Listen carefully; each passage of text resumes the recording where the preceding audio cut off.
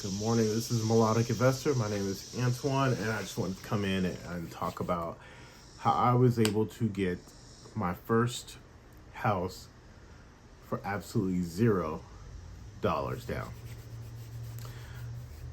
Forgive me, I'm not quite certain on the time frames or the years. Everything's kind of a blur at this point, but I want to say I bought my first house at 2014 or 2013. I want to say 13, but I'm not 100% certain about that. As most of you know, I've worked in real estate for the last almost 20 years now. I've worked in multifamily and now work in commercial.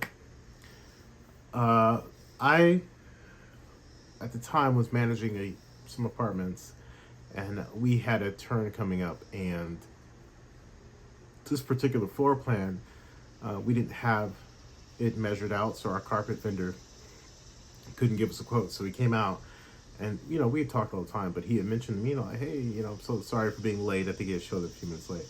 I said, not a problem. It didn't bother me at all. And so as we were talking, he ended up saying, hey, I was late because I just moved and got into a house. I was like, oh, congratulations, man. It's your first house. He's like, yeah, it's my first house. And I was like, oh, cool. And he's just a vendor that we use all the time. But he goes on to say that he ended up getting his house with zero money down. And I remember light bulbs going off for me. I'm like, how did you do that? So he explained to me he got a USDA loan. And I was like, I don't know anything about a USDA loan. And he kind of gave me a little bit of a cliff notes about it. But I was like, who did you talk to? And he gave me this guy's number. I think he was a lender at the time. And I spoke with that lender. I called him literally right after walking out of that unit, called him up, said, hey, I know so-and-so. Can you tell me about this product? And, the lender was gracious. He actually gave me the website, contact, all that information. And he's like, if this is something you're interested in, I can help you with that. I just closed this deal. I can help you. I was like, okay, great. He said, I'll send you a link. You can submit all your paperwork and all that stuff. So I did all that.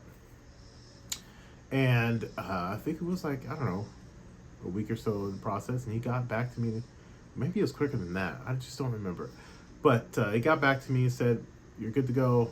You guys would be approved for $200,000. I'm like, $200,000? Wow. Like, someone's going to give me this? And he's like, tell me a little bit about the program. And basically, as long as you live outside of, I think they want to encourage people to live in more of the rural parts. So you can literally go onto the USDA website, and I forget, if I find the links, I'll leave it all in the description below here. And you'll need to obviously talk with the lender. I always recommend people to start with credit unions because that's exactly what I did. And they'll be able to definitely get you on the right track. But I went on there. We were looking in areas that were outside of that, urban growth boundary area. So that means that there was commute involved. So, which at the time, I didn't care. I mean, I don't care now, to be honest with you. I was willing to do whatever it took to get the loan, to get the house. Because I didn't want to pay rent. So, I think we ended up going about 40 to 50 minutes outside of, it would have been a commute. But it's either that or no house. Not only that, but 45 minute commute plus zero down payment. Sign me up all day long. I would do it. And that was a one-way commute. So, you got to do the math on that. But we put the zip code in. We were looking at houses and found a realtor. And we looked at several houses, and we ended up finding one house. Gentleman passed away. Family didn't want anything to do with it. And at the time, it was over our initial budget of $200. And I don't remember. I want to say it was like $210 maybe. I can't, again, this is all cloudy to me. It's been so long. But it was over our budget is what I do remember.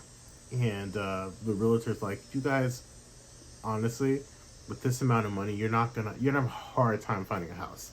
And this is a time, I think the markets were doing pretty well when it comes to real estate. People were bidding wars and things of that nature. We had zero money to go to war, bidding war with anybody. But we were able to we found a place, really liked, I think it was built in like the year 2001, cul-de-sac, beautiful home, 3 bedroom, 2 bath, 2 car garage.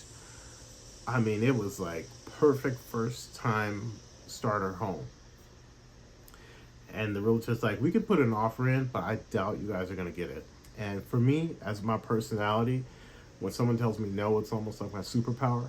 So I'm going to go all in on it, and I'm going to go hard. I ended up writing a letter. And, I can't remember the details of the letter, but I wrote it to the family saying, look, it's going to a family who's going to take very good care. All the stuff you say in those letters. The real estate agent, she was reluctant to put the offer in. I was like, well, I want to put an offer in. So she was like, all right, I'm willing to do it. So she did it. And lo and behold, they accepted our offer. And it was like, okay, what do we do now? We went through, did our due diligence, so you get the sewer scope done, someone comes out, you have a home inspector, they come out and look at everything as a whole to make sure, you're not going to move in the house and the roof's going to fall in or something like that. And usually you can use those points, and I'm going to make another video about this, about when you have findings in a home, you can use those as negotiating points. Just depends on the market you're in, honestly, and if the seller is really wanting to play ball.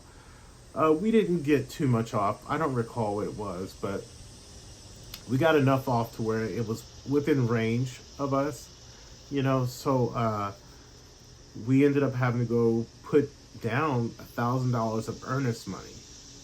And we were like, woof, $1,000. I think at the time I may have had like $500 in my savings account. And I think we ended up borrowing money, the other $500, but we put that down.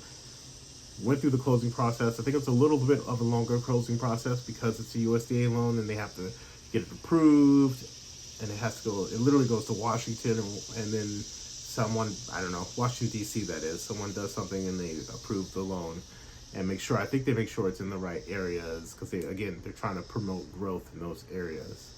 And signed the paperwork, and they were like, make sure during this closing period, it's like 45 days, don't open any new lines of credit, don't buy anything extravagant, just kind of lay low until we get this thing closed, because they don't like to see spikes, or you go borrow a bunch of money to furnish your house, because it makes them nervous. Because I think they do pull your credit report twice, once in the beginning and then once towards the end, to make sure there's nothing changed between the time of you getting your offer accepted until closed. So we signed all the paperwork, got our keys, and they literally handed us a check for $1,000. Blew me away. Now, a lot of people will say, always put down 20%. Never do a USDA loan. Even my realtor at the time told me this. Don't do a USDA loan because you're starting off with zero equity.